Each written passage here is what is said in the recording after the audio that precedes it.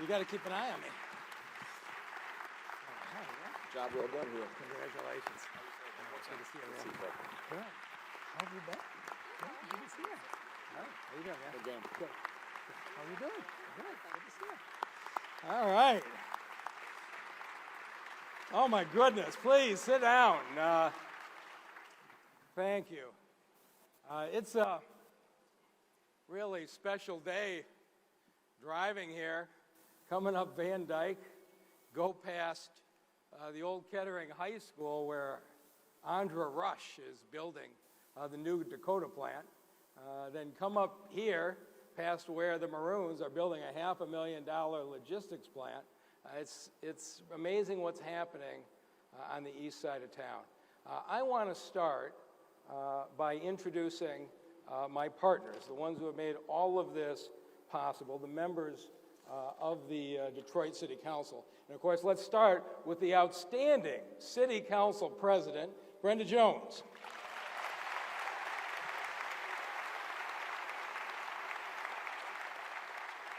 Our strongest advocate for affordable housing in this city, the Council President Pro Tem, Mary Sheffield.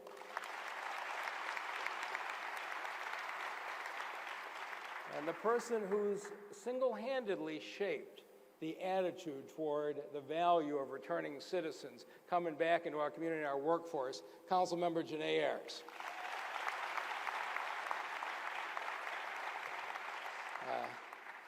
The man who knows every block club in every corner of his district, Councilman James Tate.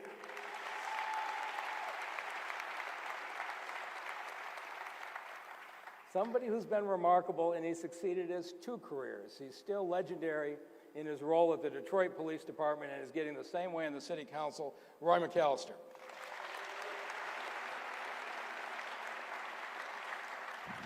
On this side, that really tired-looking man who is still on paternity leave, the new father of Ezra, Scott Benson.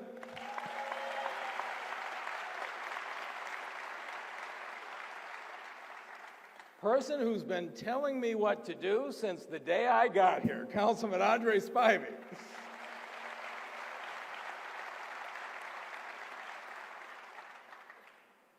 This city has changed its approach in the way that we view immigrants in recent years, and a major factor in that very positive development is Council Member Raquel Castaneda-Lopez.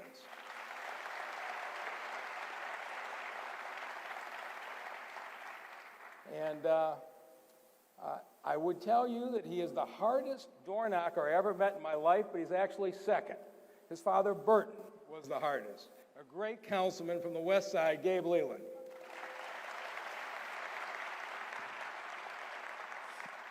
And the woman who has the hardest job in Detroit this year, because we're going to have a massive turnout this November, our city clerk, Janice Winfrey.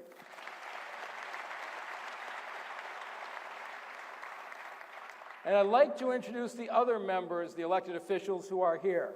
From the Charter Commission, Nicole Small, Quincy Jones, and Richard Mack. Please stand up and be recognized. Did I miss anybody? And Joanna Underwood. Sorry, not on the list. Welcome. And on the Police Commission, I don't have a list of who's here or who's not, but you can stand up if you're here. Our chair, Lisa Carter, Willie Bell, Shirley Birch, Darrell Brown, Yvette Griffey, Willie Burton, William Davis, and Elizabeth Burke. Please stand up. They're doing a great job for us.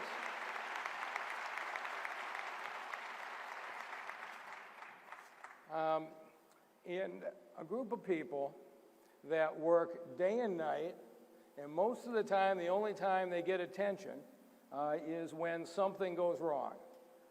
But they are as fine a cabinet as any mayor has anywhere in the country. So I'm going to introduce them and ask them to stand as I say their names. Our Police Chief, James Craig. Chief of Staff, Alexis Wiley. Chief Financial Officer, Dave Masseron. Chief Operating Officer, Hakeem Berry. Chief Administrative Officer, Bethany Mellitz. Corporation Counsel, Lawrence Garcia. Fire Commissioner, Eric Jones. The world's best Chief Information Officer, Beth Niblock. Arthur Jemison, our Planning Director. Jimmy Settles, our Neighborhoods Director. You got some fans here.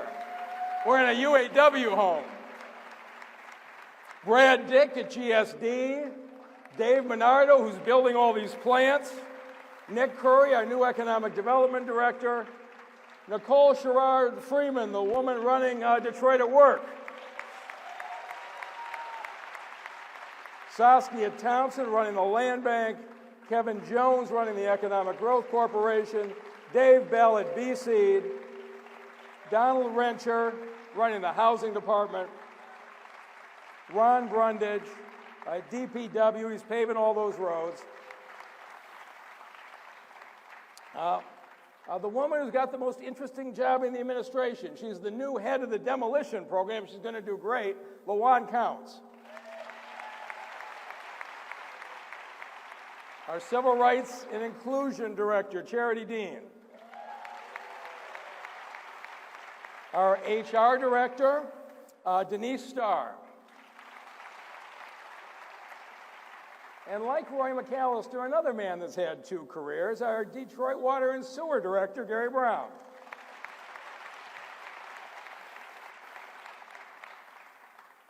The Director of DDOT, Angelica Jones. And the man who's led the effort to bring $1 billion in philanthropic donations into this city in the last 6 years, Ryan Friedrichs.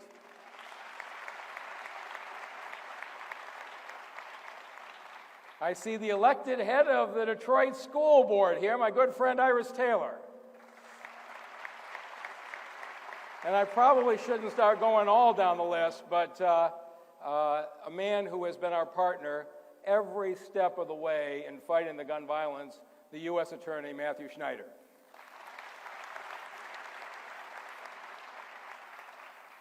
And would the judges in the room please stand up? Thank you very much for your service.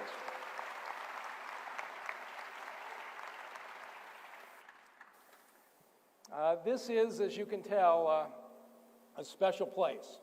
And I want to start by thanking the folks at Flexingate who actually put down a shift and have accommodated us. And I wanted to talk about something special, and I wanted a location to do it from. And I really appreciate what they've done. Let's give Shad Khan and the Flexingate team a huge hand for hosting us.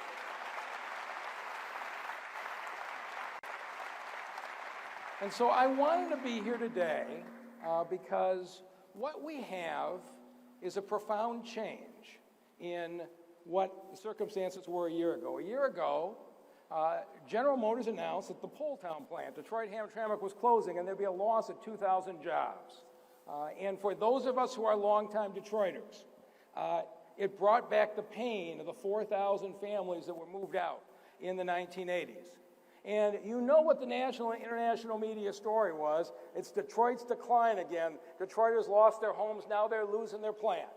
It was defeatism all over. But there was no defeatism in City Hall. The day this was announced, we went to work. And I started talking to Mary Barra, saying, General Motors is stronger if you're in the city of Detroit. We were there for you when we built that plant in the 80s. We were there for you when you were in bankruptcy. Your headquarters is here. Your engineering force is here. And you have to build the cars of the future somewhere. Isn't Detroit the right place to do it? Detroit can help make General Motors a better company. And they went back and started to think about that. And an interesting thing happened. They said, Detroit is a competitive asset. But it's going to take a lot of money to redo the Detroit-Hamtramck plant, and Rory Gamble and Cindy Estrada and the UAW leadership did a terrific job at the bargaining table every day asking for that reinvestment. And by the way, in these tumultuous times, aren't we lucky to have Rory Gamble as the president of the UAW? Rory, we're so proud of you. And then Governor Whitmer stepped in, and the unthinkable happened. GM announced last month they're not closing the plant. They're putting in $2.2 billion.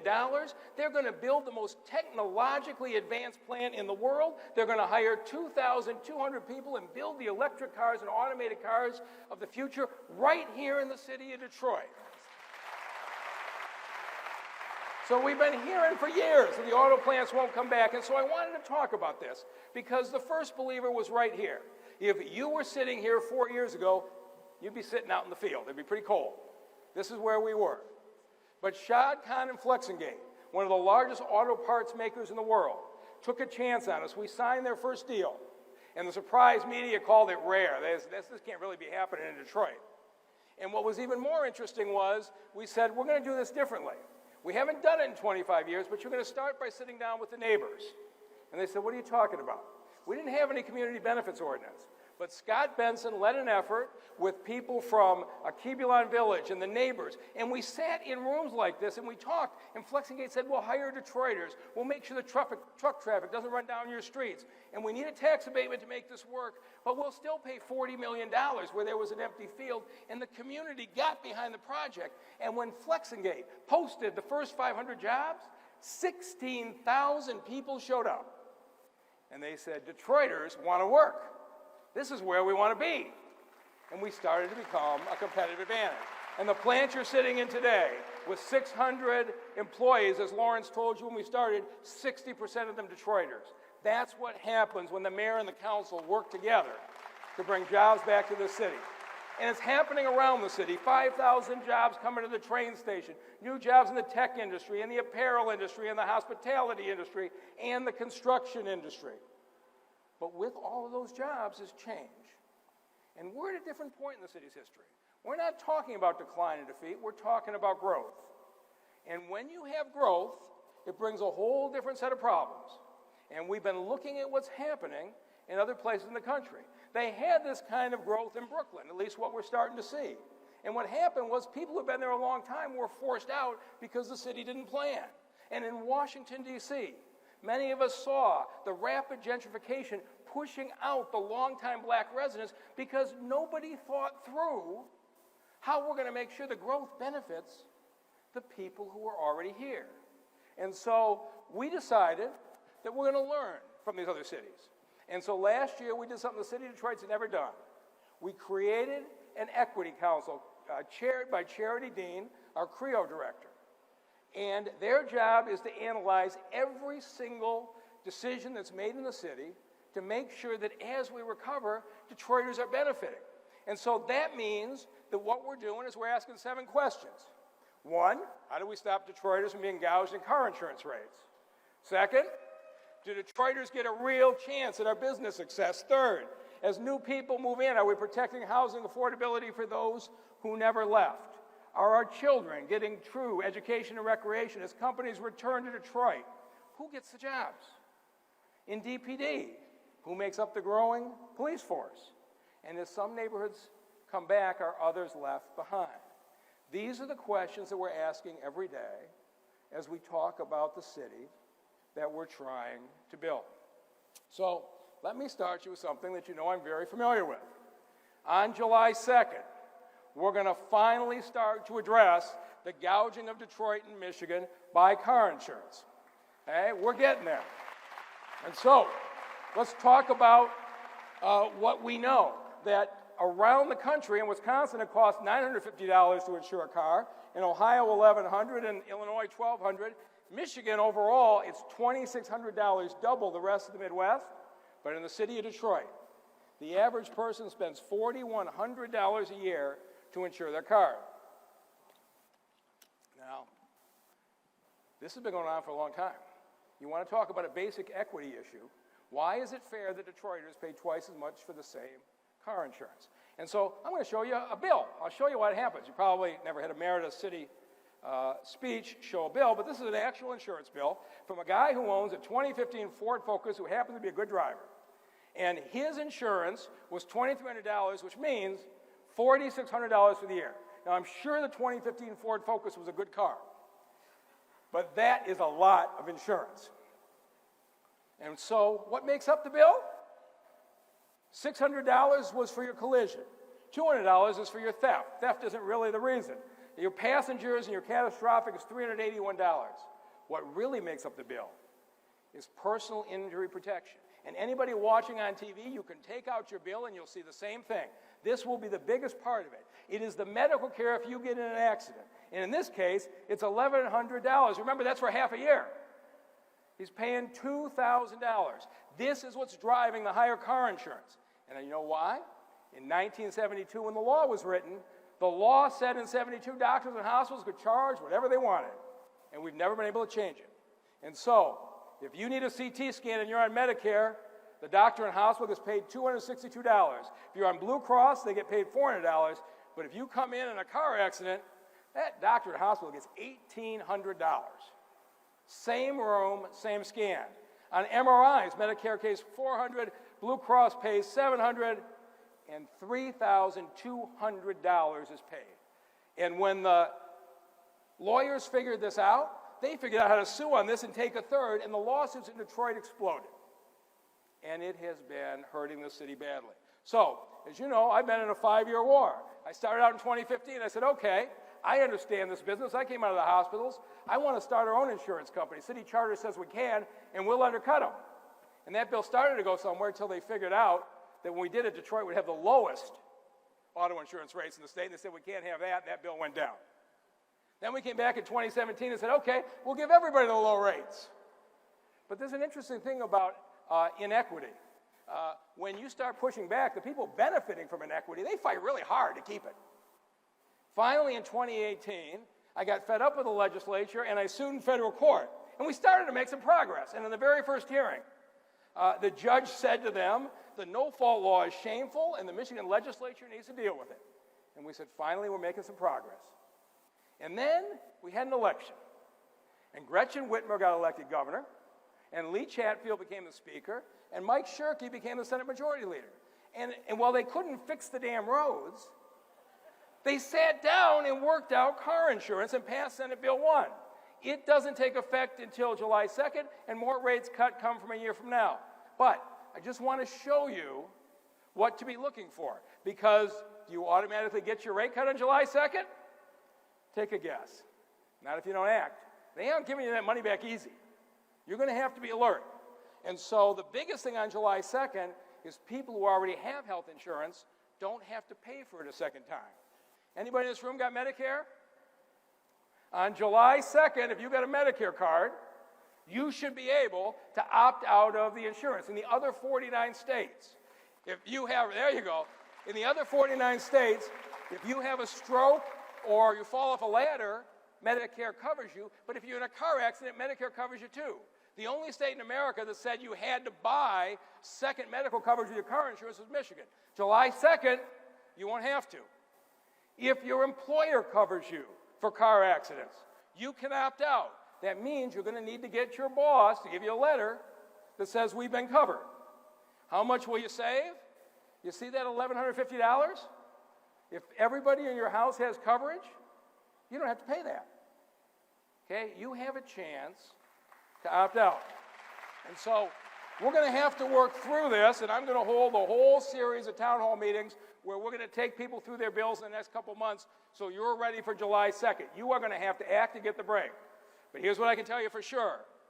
The 9,000 men and women working for the city of Detroit, you have sacrificed so much and you have done so much. I will tell you the first company that's going to be certified is going to be the city of Detroit, and the employees of Detroit are going to have an opportunity for significant cost savings on July 2nd. And I want to say thank you to the 7 Detroit state reps who stood up for this: Wendell Bird, Tanisha Yancey, Joe Tate, Tyrone Carter, Karen Whitsett, Leslie Love, LaTanya Garrett, and all 5 Detroit senators: Marshall Bullock, Adam Ollier, Sylvia Santana, Stephanie Chang, and Betty Jean Alexander. It was the Detroit legislators that turned the tide. Thank you for what you did.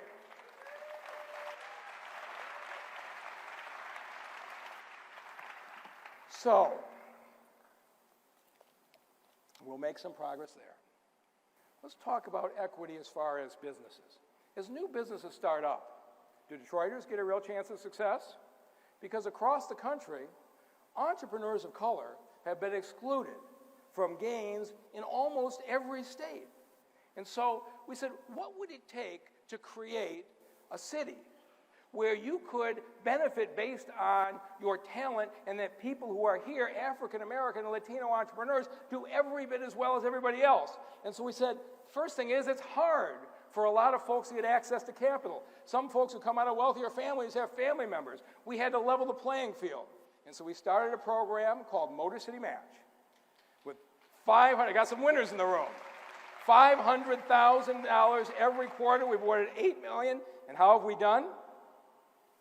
105 businesses have opened in the city, and 83% are minority owned.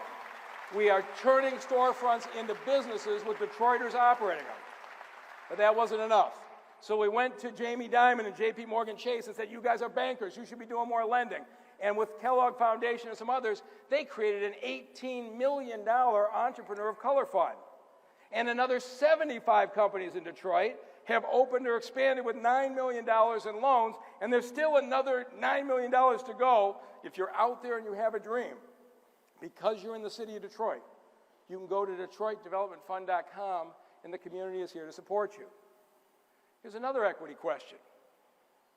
Are all the developments in downtown and midtown, or can we have equity for the neighborhoods, right? That's an important question. And so Gary Chorgo and 7 of our corporations put in $35 million only for neighborhood development. They're committed to the neighborhoods. And people said, oh my God, but is it going to mean anything?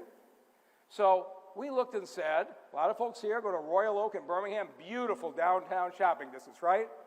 Could we do that here in Detroit, in a neighborhood? I thought we could. And so we decided to start on Livernois, and it used to look like that. And I met with the neighbors, and they agreed on a new street design, wider sidewalks, 3 lanes of traffic, no median. And we took a little bit of grief last summer. $17 million disruption in the neighborhoods was something new. The interesting thing is, the person who never wavered was Councilman Roy McAllister. He stood with us side by side as we did TV ads and free shuttles and support, because he believed in what we were trying to build. And so we finished. Is it succeeding? I'll let you judge. Fame Brown opened 313 Clothing last spring. And then Roger Hooper opened Hooper's Place Menswear in March. Chef Omar, if you haven't been there, at Table 2 in April. I see Lorna Thomas here. I know she's a regular. Jack and Taylor Jones opened Lighthouse Christian Stores in April. And then Joe David opened this clothing store, the Broadway, in July. Dawn Sanford, a longtime barber who had this dream to own her own place, opened Shears and Shaves in August. Fame Brown went down the street. He opened a shoe place. And then Kimiana Reese opened Conversations Banquet in September. Curtis Johnson calls it Woman's Touch. It's clothing, I guess, in September as well. Dafir Hassan and Charles Michaud opened Christie Attics in November. The Reynolds opened Good Times, which has been a smashing success, in November. Seven Jones came back home and opened the Skin Bar in November. Al Bartel and the Cole opened Times Square in December. And the closed B. Siegel building will be opened this spring by Matt Hessler, who lives right next door in Sherwood Forest and wanted to develop in his neighborhood. And when he opens, Shayna Whiteside will be opening her hair salon in his building. Chef Kelly McBride and Ron Bartel will be opening Petty Cash Restaurant this spring. They'll be joining a lot of long-standing Livernois businesses. And when Al Bartel's Red Door Ladies Shoes opened last Sunday, it was the 16th new business open since 2019, 15 of them black-owned businesses. This is what we are trying to build. And are we succeeding? This is Livernois last Friday night. Can you believe this? This is February. Can you imagine in the summer with those wide sidewalks when the tables and the umbrellas are out? We are building one of Michigan's great commercial corridors, and this isn't being done in other parts of the country. It's African-American entrepreneurs driving this. We got people from around the country saying to us, how'd you do Motor City Match? How'd you get Jamie Dimon to do Entrepreneur Colors Fund? How'd you get these corporations to do the Strategic Neighborhood Fund? But this is what we can do if we believe that everybody deserves an opportunity. And so we're now trying to replicate this in Mexican Town on Bagley, where we just finished this streetscape supporting our Latino business owners, and now on Grand River. And we're doing it at Kercheval and Van Dyke and on West McNichols.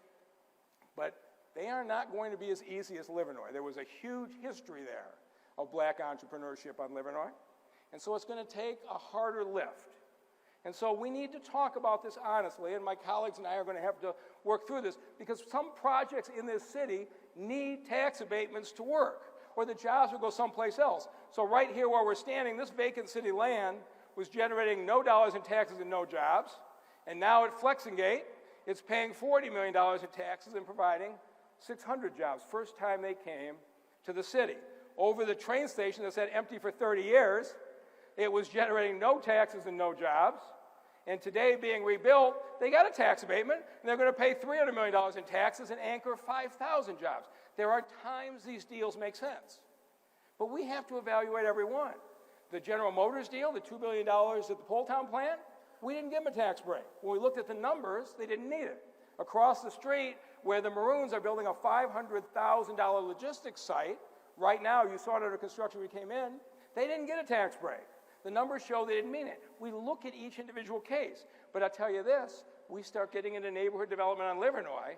It's not just the big companies if we're going to do this. We've got abandoned buildings. And so there's a fellow by the name of Marcus Jones I'm about to introduce you to. He graduates from the University of Michigan. His wife and his daughter moved to the city of Detroit. He's a very successful entrepreneur as a broker. And he's looking at this stretch of McNichols that has no sit-down restaurants and says, I want to do this. And when he got inside, this is what it looks like. Now, this is a little bit heavier lift than what was happening on Livernois. But we have an outstanding businessman with a good plan. The thing is, his numbers won't work if we don't give him a tax break. And so I am recommending to City Council that if it's right for the large deals, it also should be right for the neighborhood deals to push them over the top. That's equity. Marcus Jones, please stand up and let people know who you are, and we're going to be behind you. Because this is what he's going to build on McNichols. Equity also means making sure Detroiters get every chance at city contracts. And so a couple years ago, we announced a fair for all the Blight work we were doing to pitch minority contractors. And there was a fella in Houston, Texas, in construction in 108 degrees, but he was a native Detroiter. And he saw this by the name of Brian McKinney. And he said, I don't know if I want to stay in construction. And so he came back to that conference. I know that because Marshall Bullock met him at the door. And he said there was this guy that was kind of lost. He was carrying a suitcase behind him. Apparently he'd come just from the airport. Wasn't sure where he was going. And Marshall, he said, I want to be a Blight contractor. And Marshall walked him in to the session. And after Brian sat there, he said, I can do this. He went back to Houston. He quit his job. He moved back home to Detroit. He started a company in the city called Guyanga, became his own boss, started winning some small bids. And it turns out he's really good at it. And he started winning bigger bids. 3 years later, he has got the most rapid growing demolition contractor in the state of Michigan, 45 full-time employees, and 85% are Detroiters. Now, I want you to think about this. There's 45 people with good paying jobs right now because Brian McKinney came back home. It makes you wonder how much this country is missing by the way it has kept black and brown contractors from starting work and developing this. And we are not going to miss those opportunities in Detroit. Brian is here today with his son, Brian. Brian, please stand up. We're glad to have a Detroit product back home.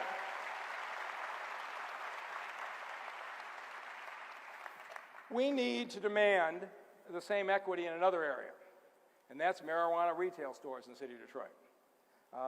And this isn't an issue I volunteered for. It was handed to me. But the people of the city of Detroit voted by 69% to legalize marijuana.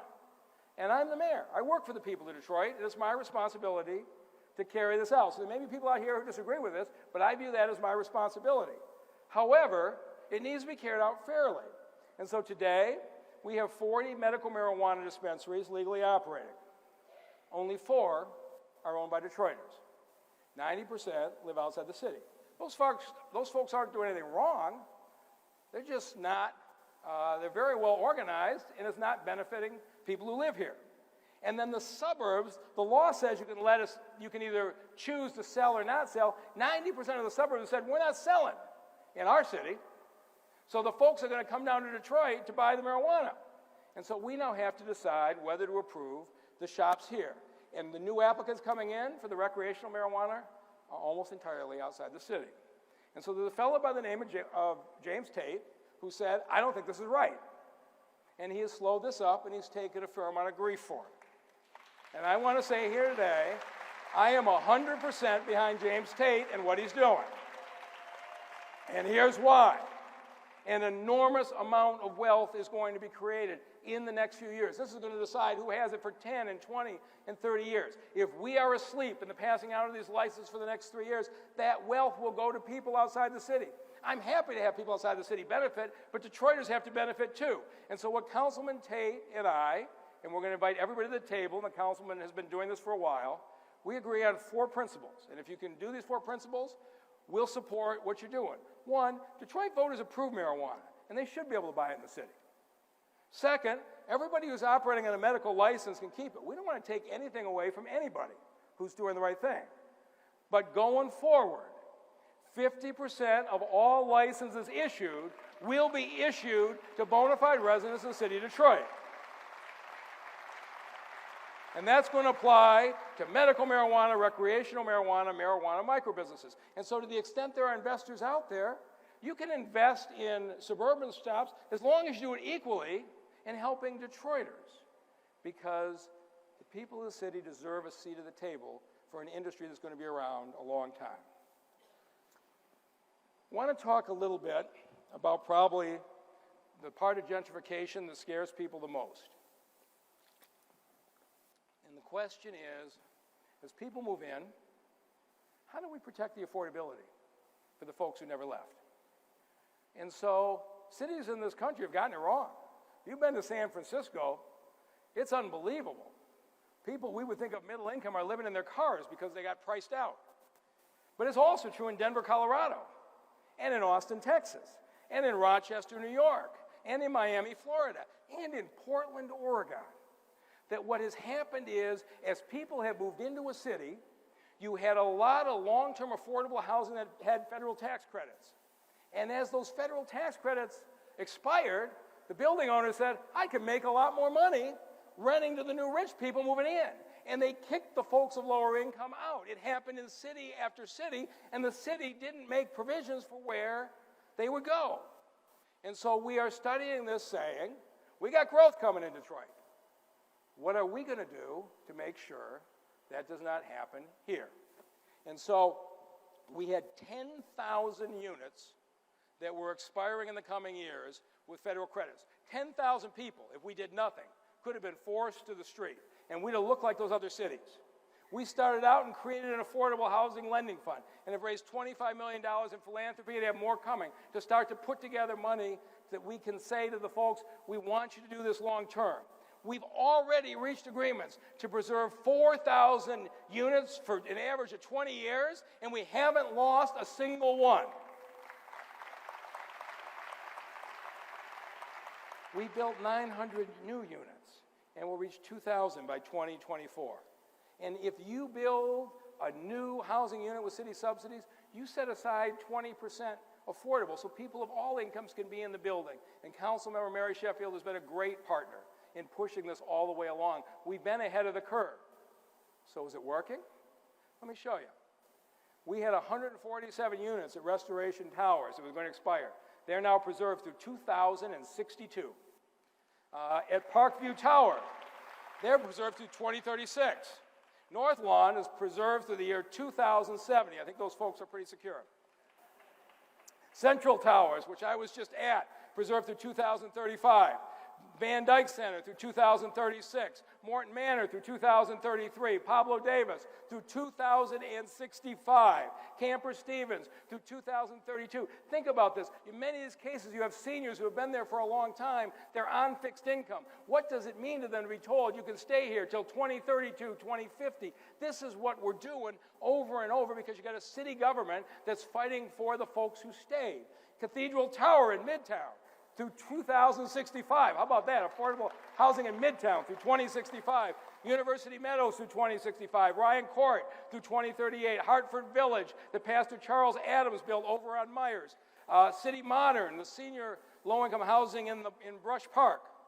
Parker Duran's being built over near me. Transfiguration School is going to be built for affordable housing. Gratiot Central opened up on Gratiot. St. Rita, where the formerly homeless are built in the North End. And Woodbridge Estates in Midtown. I don't know how many of these there are, but you can see we've been pretty busy. We have preserved 4,000 units, built 900 more, and we're going to take care of 2,000 more in 2020. This is what it means. And I will never lose sight of the fact I was not elected by the people who left. I was elected by the people who stayed, and we're going to make darn sure the people who stayed were protected.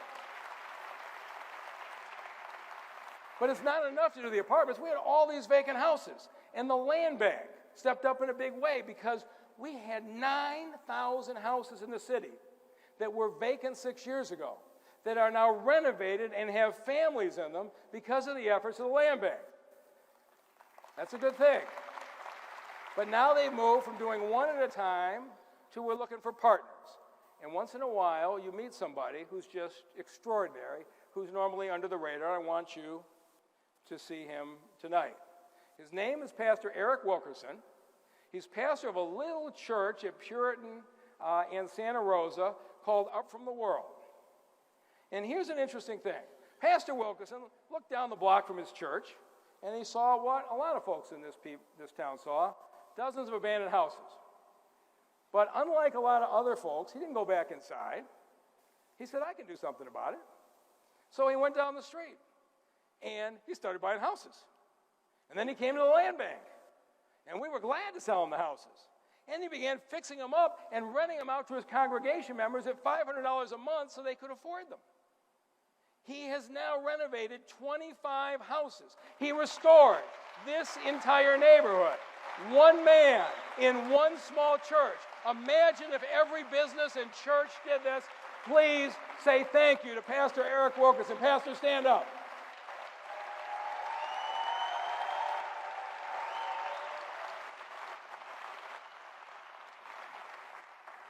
If we are going to protect those who stay, city government can't do it by ourselves. These are the kind of partners that we need, and we're very lucky to have them. But if we're going to keep people in their homes, we've got to prevent foreclosures. And I want to say thank you to the United Community Housing Coalition and the 42 agencies who have fought with us for 6 years to cut the foreclosures in the city.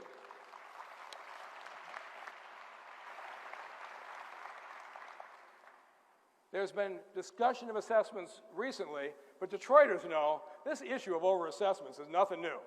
We've been living with this for a long time. And the history of what happened is also pretty well understood. When the recession hit in 2009, 2010, the property values in the city and actually in the state dropped 60%. But in 2010, the assessor didn't drop the assessed value far enough. That orange line, the assessor's value, should always be under the blue line, which is the market value. And in 2011, dropped it a little bit, but not enough. That red hatched area, that's an area I believe Detroiters were overassessed. Now, Detroit wasn't the only place. You had an explosion of tax appeals from people in communities across this state for their assessors who didn't drop it fast enough. But by 2012, most of the rest of the cities had gotten it right. And Detroit was still overassessing.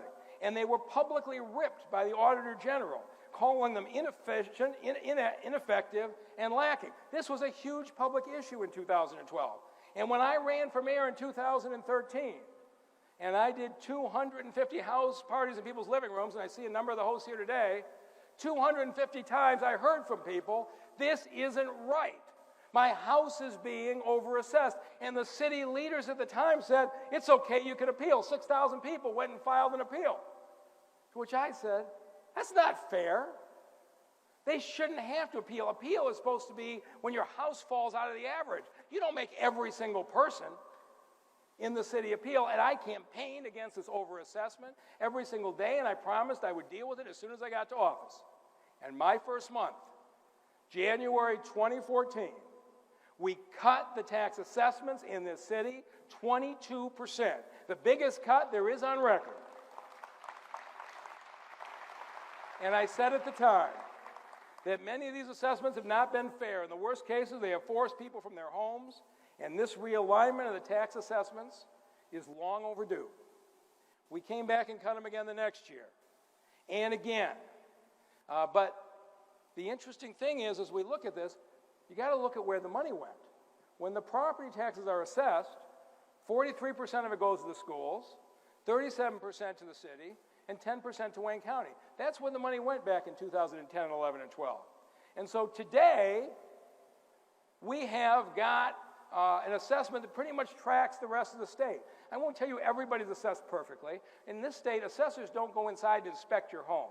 They look at the outside and they take averages. So if there's something about your house that's unique, it's got a cracked foundation, you got deteriorating walls, you should file an appeal. And the people who help those folks file appeals are doing a good thing and will support you.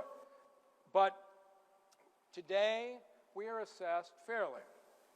But I look back at this, and you're going to hear all kinds of things from all kinds of people. And I'm just going to tell you the truth, that people who got assessed in 2011 and 2012, that money has been spent. You cannot go back to Wayne County and say, the money you gave to the sheriff's deputies to guard the jail in 2012, it was overassessed, I want it back. You can't come to the city of Detroit and say, the money you paid for police and fire in 2010, it was overassessed, I want it back. Or go to the Detroit Public Schools and say, that money you paid to the teachers in 2011, I want it back, it was overassessed, write me a $300 million check. That money has been spent. And they have no way of recovering it except to levy a huge property tax, which would just raise everybody's property tax rates and cause another round of foreclosures. And so I'm working with City Council on the things we can do.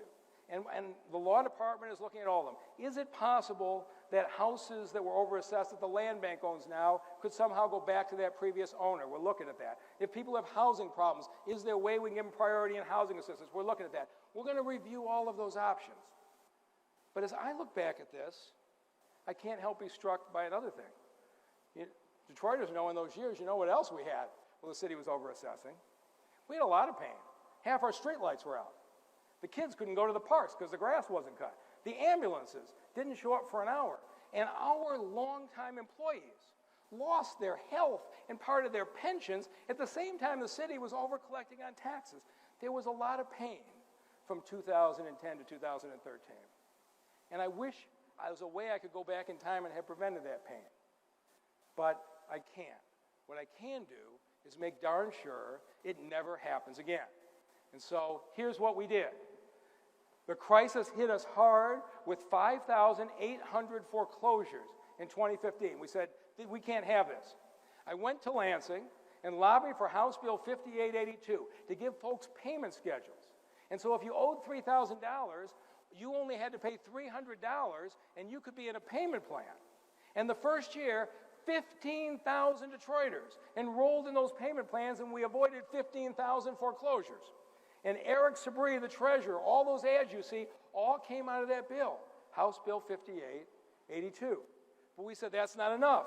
We realized a lot of folks weren't getting their news from TV, and so we had 40 community groups go out and knock door to door all through the city, and I give Gabe Leland credit. He went out personally every single year in his area and reached everybody facing foreclosure. And then in 2016, we realized that we had a lot of landlords in this town that were collecting rent but weren't paying their taxes and were being foreclosed on. And we put together a program that Dan Gilbert got personally invested in. And Dan's point was, the renters are already in the house. Why don't we take the house away from the delinquent homeowner and sell it to the renter? And 1,000 renters bought houses and stayed in them, keeping people in their homes. And then the next year, the land bank said, we've still got people who are foreclosed on who never left their house. We don't want to kick them out. And so we worked out a home again program for those folks to get their deed back. And the most special days I have as mayor are the days I go to these events and see the folks who once lived in that house get a deed and know that house is theirs once and for all. And we've done that 800 times.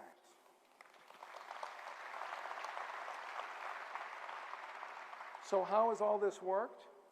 The foreclosures of occupied houses, 5,800, that horrible number in 2015, went down to 3,500.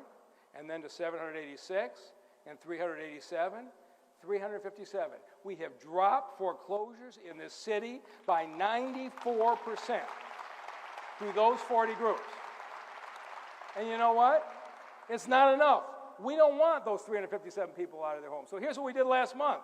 We increased the poverty exemption you get as a City of Detroit homeowner. If you are an individual making less than $22,000, or a family of 4 making less than $31,000, you can be eligible for some of all your property taxes to be waived.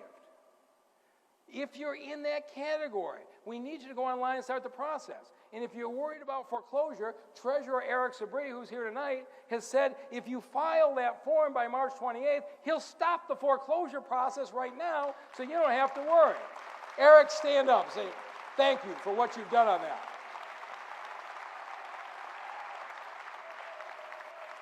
But you know what? That's not enough. And so last week, we got through the legislature the PAYS bill, sponsored by Representative Wendell Byrd, that Warren Evans, Wendell, you're here, stand up, backed by Warren Evans, and when we got stuck in the Senate committee, it looked like it wasn't going anywhere, we brought in the real firepower. Janae Ayers came up and took out those senators, and I don't know if Stephanie Chang is here, but she was brilliant in the way she put this through the Senate, and that bill is passed. And what it means is if you're behind in your taxes, but you have a poverty exemption, you don't have to pay interest and penalties for a lot of people. Your $125 a month payment's going to go down to $25 a month so we can keep you in your home.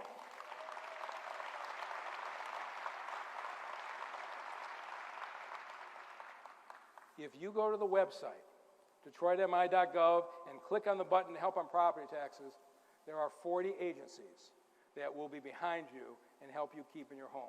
That's how we treat longtime Detroiters in this city today. So let's talk about our children. Too many times they've gotten a short end when things have been cut. But I'm really proud that we became the first major city in America to guarantee college tuition to all Detroit high school students if you get accepted to a community college. And we're very pleased that Roy Wilson in Wayne State has guaranteed 4 years of tuition to every Detroiter who gets admitted to Wayne State. We're creating opportunities for our young people to go to college. If you have somebody who's a senior this year, 1,400 students are getting the Detroit Promise today. Go to DetroitPromise.com and look up the eligibility. Get your paperwork in now because there are choices because you live in the city. We have a fellow by the name of Stephen Ross, who used to live here once, who just came back and donated $100 million to build a University of Michigan campus downtown on land Dan Gilbert donated. And it's going to be a grad school that will help this city economically. But Warren Evans and I are working to say, that's great, we love that, but we don't want the children of Detroit to have to wait till they're graduate students. If you go out to Ann Arbor, I don't know if you can see this, these are the youth camps they offer the kids in Ann Arbor. And they're video game camps and science camps and speech camps and the like. They've got programs with high school students that are at that university. That's a great thing if you're in the Ann Arbor area. And what the county executive and I are committed to do is raise the money through philanthropy so that when the University of Michigan campus comes here, our children and our high school students have the same program at the Detroit campus that the Ann Arbor kids have at the Ann Arbor campus, because the Detroit children deserve the same kind of advantages. And the single biggest advantage, and I am so thrilled that the governor is behind this, I am going to stay with this like I stayed with insurance until every 4-year-old in the city has full-day pre-K, start out their educational careers. 8,200 young people employed last summer. We're open enrollment right now. Go to gdyt.org and you can be hired for the summer. And every number of the schools, the children write me letters and I read them all. And they talk about their fears. The number one fear they write about, as you would guess, is the abandoned houses. They're scared to walk past them. But the second biggest fear they write me about is fear of stray dogs. And that's a terrible thing. to have children afraid.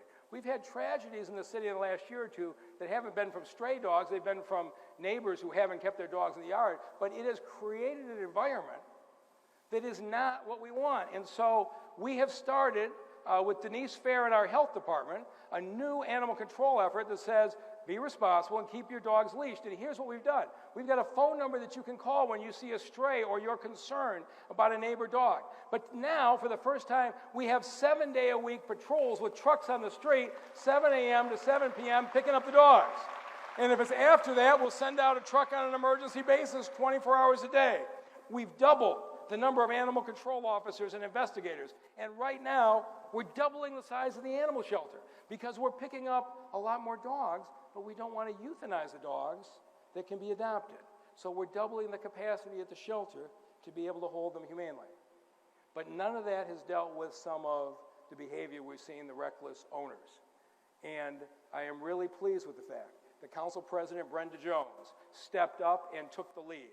And she just passed the new dog ordinance, and for the first time, we have a classification called reckless dog owner, which is where the responsibility should be.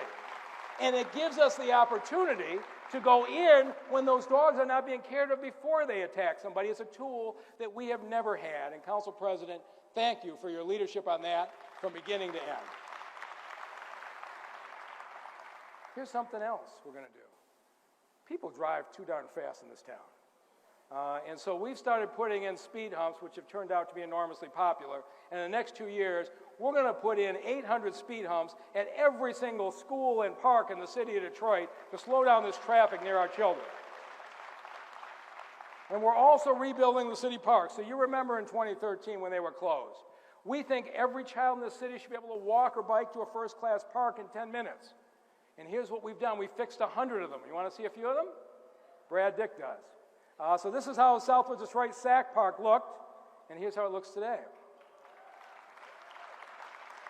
Viola Liuzzo Park had been neglected for years, and here's how it looks today. Littlefield Park on the west side. The Pavilion at Riverside Park. And Southwest Detroit finally has the first-class riverfront park that community deserves. And as far as summer recreation, this city closed more than 20 rec centers, leaving only 12 for an entire city. A couple years ago, we partnered with DPS. We added 12 more centers, and we had 24, and that was better. But it wasn't enough. And then we realized there are churches across the city with underused gym and rec spaces.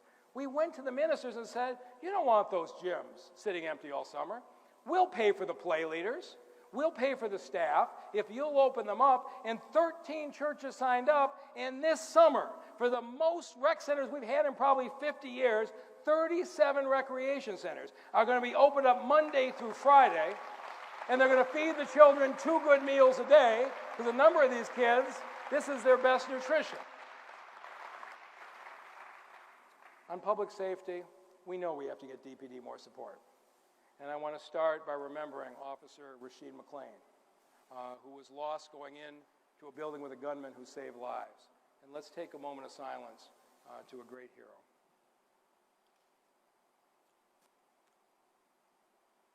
Thank you. So we've got some initiatives that have worked. We've got 700 green light locations that have cut carjackings by 50%. Warren Evans and Benny Napoleon and Kim Worthy are on this great program we have to pick up the most dangerous fugitive. Matthew Schneider has been terrific in fighting the gun crimes. But there is no substitute for having enough cops in cars to be patrolling neighborhoods. And that's what we've got to address. And so our goal is to hire 400 more police officers over the next year. But we have to also be conscious of who we're hiring, because we want to have a force that comes from the city that reflects the city. And so people think that there has not been a commitment to the Detroit Police Department, and we have a big campaign now, because here's the truth. We had 2,900 people working there 5 years ago, and we got 3,300 today. That's a huge increase. And the police officer starting salary was $29,000 when we came out of bankruptcy, and it was terrible. And we have increased it every year, and in July, it'll be up to $42,000. Not what I would hope that I could spend, but it's going the right direction. And so if you're out there thinking about joining us, We'd like you to start. If you're not sure, we know that a lot of folks can't just afford to explore, so we've set a cadet program up at $15 an hour. You can come in and learn police work, and we can learn about you for up to 90 days, and if it works, you can go right to the academy. So whether you want to come to the academy full-time or you want to be a cadet, you're going to see this campaign for the next 6 months. So go to joindetroitblue.org and help us make this city a safer place. The one thing I know is Detroit's not going to be treated fairly for the next 10 years if we're not counted in the census, because a huge amount of the money that goes into this community is based on that count. Your census form is confidential for 72 years. It's a federal crime to release it to anybody. And it doesn't matter what your driver's license says. Please fill out your census form where you really stand. And thank you to Iceware Vezo, who I think is here tonight, who's been a huge spokesman. Vezo, where are you? Where is he? Oh, there you are. Thank you for what you've done. Here's our next question. And this is the kind of question we ask about every day. As companies come back to the city, who gets the jobs? Our unemployment rate has dropped, but could we build a city where there's a job for every Detroiter who wants one? Sounds far-fetched, doesn't it? And yet, we have 8,500 jobs in the city available today. Half of them require some kind of certificate, post-high school training, which means we have a lot of work to do to get these jobs filled with Detroiters. So what do? Nicole Sherrod-Freeman has now opened up 8 Detroit at Work centers all across the city so that we can be there for you if you want to start a career. And these centers are beautiful. They're doing a terrific job. So you want to work at Henry Ford's new cancer center or at Sienna's new nursing home that Mohammed Kazi just opened up? We've got training programs. You want to work in the tech industry or the hospitality and restaurant industry? We've got those training programs. You want to work as a firefighter? We have got the finest fire department in the United States of America. Not only are they great in fighting the fires, but they are the first on the scene as medical first responders 10,000 times a year. It is demanding but very rewarding work. We'll have a class this summer. We'd love for you to be a part of it. You want to be in the construction industry? We got pre-apprenticeship training programs. And 4 unions, the carpenters and millwrights, the plumbers, the IBEW, and laborers have committed 25% of their apprenticeship classes are Detroiters. The unions are actively recruiting Detroiters to come into their unions. And a big part of that is Council President Brenda Jones and the Skilled Trades Task Force that have made that possible. And the carpenters are doing something that I never thought I would see. They are building a 150,000 square foot training facility in the city of Detroit to train 1,000 carpenters a year because they want Detroiters coming into these very good jobs. You want one of the 5,000 jobs at the new FCA plant? So the first 2,500 jobs, we held job fairs for Detroiters last year, and Councilman Andre Spivey was our single biggest recruiter at these fairs to have that in his area, and 3,500 Detroiters have already passed the test and are on their way to interviews for those first 2,500 jobs. Detroiters can do these jobs. And Fiat Chrysler has a contract that says they got to interview our folks first. But they have 5,000 jobs, so now there's another 2,500. So just when Nicole thought she got a break, we are holding a whole other set of fairs. I want to send them another 3,500 names for these jobs, and they're available for you right now at Detroit at Work. Do you need your GED?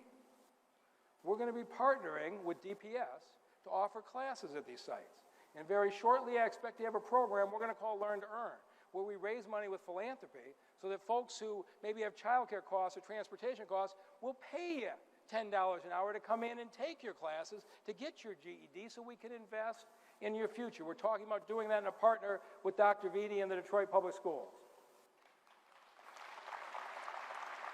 If you're concerned about language barriers, we support you every day in Spanish, Arabic, and Bengali, and we have available support in any other language in large part because Councilmember Raquel Castaneda-Lopez has demanded sensitivity relative to languages, and she's made this available for everybody.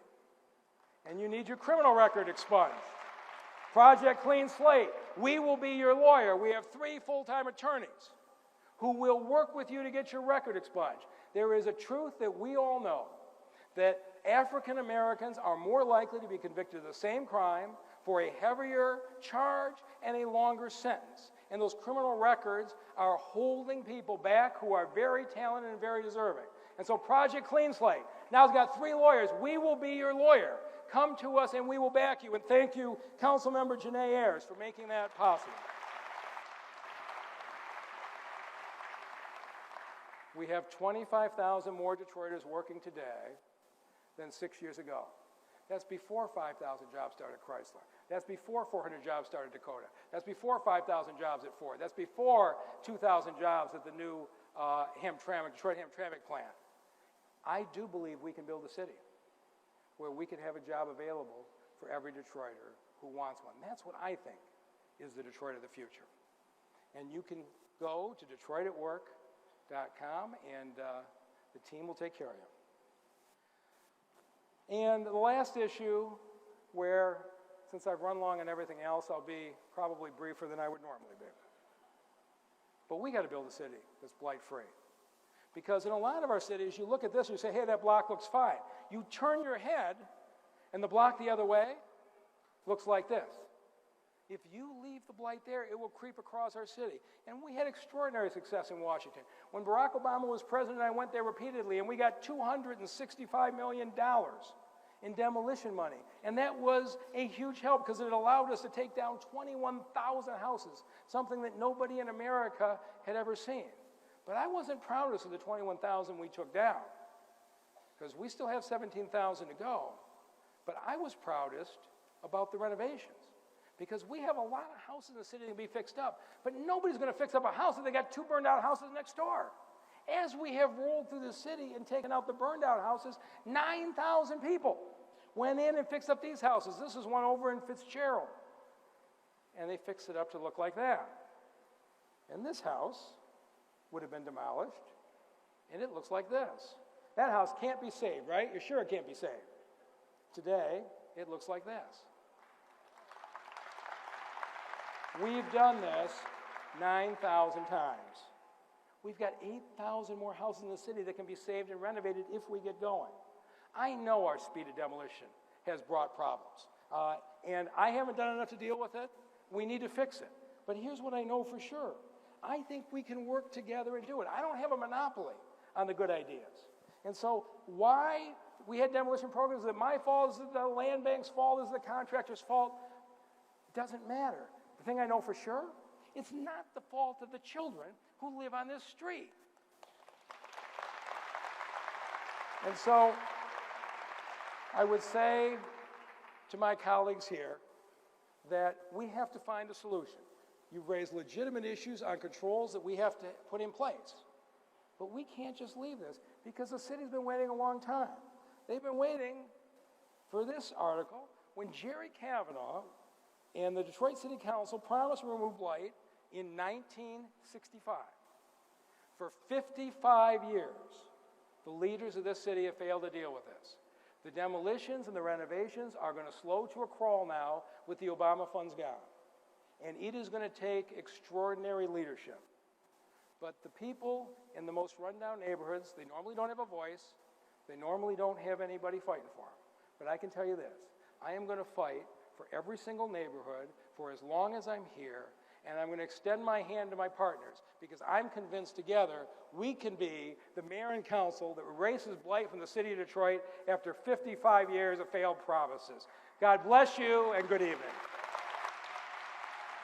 Right. Okay.